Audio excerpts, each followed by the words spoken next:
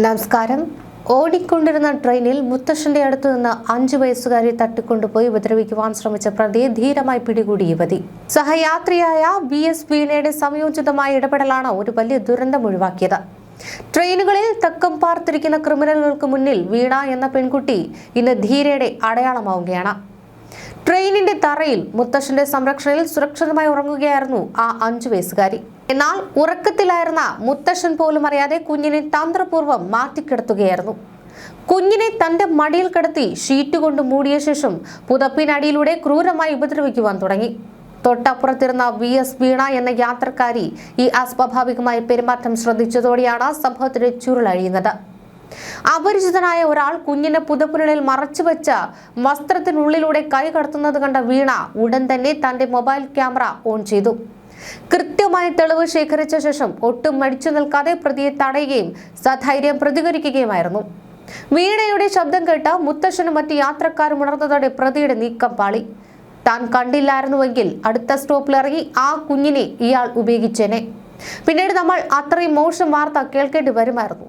ഇത്തരം ആളുകൾക്ക് പരമാവധി ശിക്ഷ ലഭിക്കണം.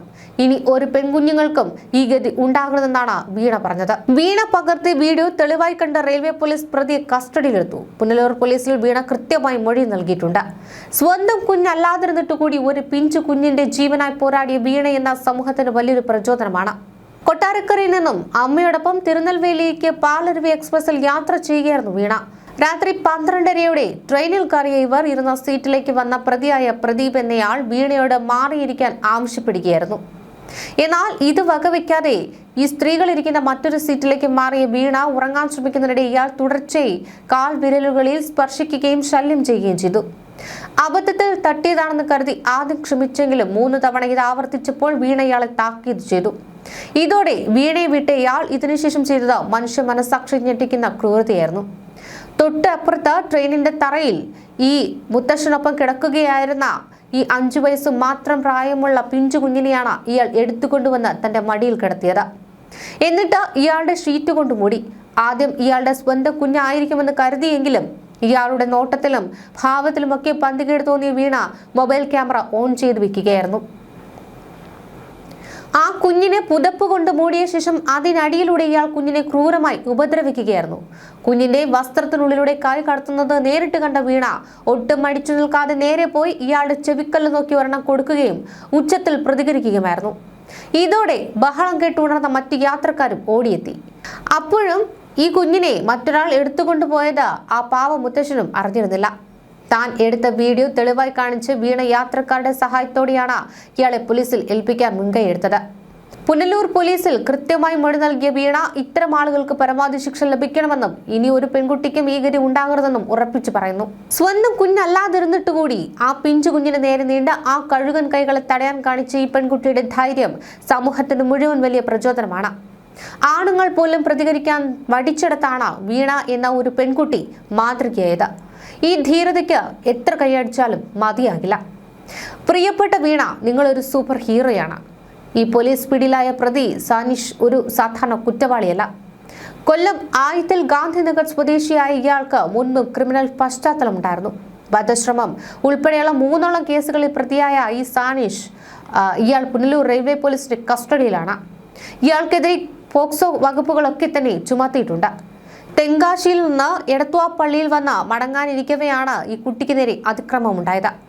കൊല്ലത്ത് നിന്ന് ചെങ്കോട്ടയിലേക്ക് പോവുകയായിരുന്ന പാലരുവി എക്സ്പ്രസിൽ വെച്ചാണ് കുട്ടി ആക്രമിക്കപ്പെട്ടത്. ജനറൽ കമ്പാർട്ട്മെന്റിൽ അപ്പൂപ്പനൊപ്പം കിടക്കുകയായിരുന്നു കുട്ടി. ഈ ഉറങ്ങിക്കിടന്ന കുട്ടി ആരും അറിയാതെ എടുത്തിയാൽ സ്വന്തം സീറ്റിൽ കൊണ്ടുപോയി ഉപദ്രവിക്കുകയായിരുന്നു. ഇത്തരം സംഭവങ്ങൾ ഉണ്ടാകാതിരിക്കാൻ യാത്രകളിലൊക്കെ ശ്രദ്ധിക്കേണ്ട ചില മുൻകരുതലുകളുണ്ട്. കുട്ടികളുമായി യാത്ര ചെയ്യുമ്പോൾ അവരെ തറയിലോ വാതിലിനടുത്തോ ഉറങ്ങാൻ അനുവദിക്കരുത്.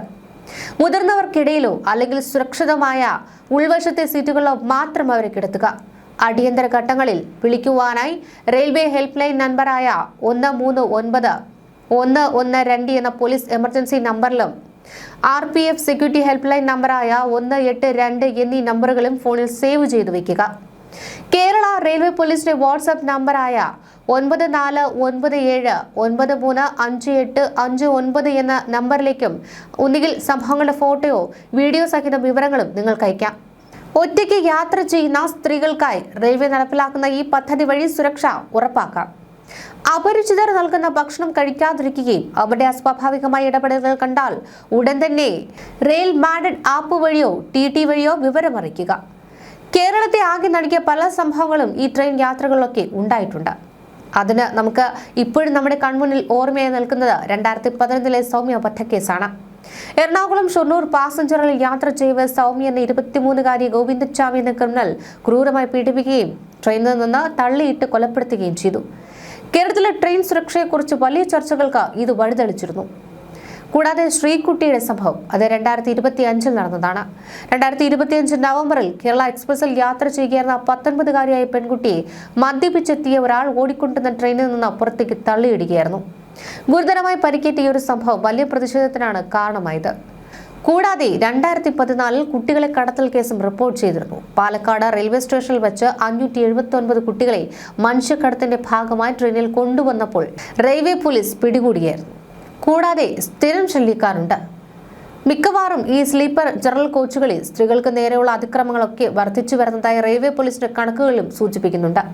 വീണയെ പോലുള്ള ജാഗ്രതയുള്ള ഒരു സഹയാത്രിക കൂടെ ഉണ്ടായിരുന്നതാണ് ആ കുഞ്ഞിന് തുണയായത്. ഇത്തരം സന്ദർഭങ്ങളിൽ ഭയപ്പെടാതെ പ്രതികരിക്കുക എന്നതാണ് ഏറ്റവും വലിയ സുരക്ഷ. നമ്മുടെ റെയിൽവേ സ്റ്റേഷനുകളും ട്രെയിനുകളും ലക്ഷക്കണക്കിന് ആളുകൾ ആശ്രയിക്കുന്ന ഇടങ്ങളാണ്. അവിടെ ആ കുഞ്ഞുകുട്ടിയെ അനുഭവിച്ചതുപോലുള്ള അനുഭവങ്ങൾ ആർക്കും എപ്പോൾ വേണമെങ്കിലും ഉണ്ടാകാം. അതുകൊണ്ട് യാത്രക്കിടയിൽ കുട്ടികൾ സുരക്ഷിതരാണ് എന്ന് എപ്പോഴും ഉറപ്പുവരുത്തുക. തറയിലോ വാതിലിനടുത്തോ അവരെ കിടത്തി ഉറക്കരുത്. കുട്ടികളെ അപരിചിതർക്കൊപ്പം വിടുകയോ അവർ നൽകുന്ന മിഠായികളോ ഭക്ഷണങ്ങളോ വാങ്ങിക്കൊടുക്കുകയോ ചെയ്യരുത്. അന്യായമോ അസ്വാഭാവികമോ ആയ എന്ത് കണ്ടാലും എനിക്കെന്ത് എന്ന് കരുതി മാറി നിൽക്കുകയും വരുത്.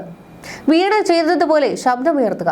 നിങ്ങളുടെ ഒരു വിളി അല്ലെങ്കിൽ ഒരു ചോദ്യം അത് വലിയൊരു ദുരന്തം ഒഴിവാക്കിയേക്കാം. സംശയാസ്പദമായ സാഹചര്യങ്ങൾ കണ്ടാൽ ഉടൻ തന്നെ മൊബൈൽ ക്യാമറയിൽ ദൃശ്യങ്ങൾ പകർത്തുവാനും ശ്രമിക്കുക.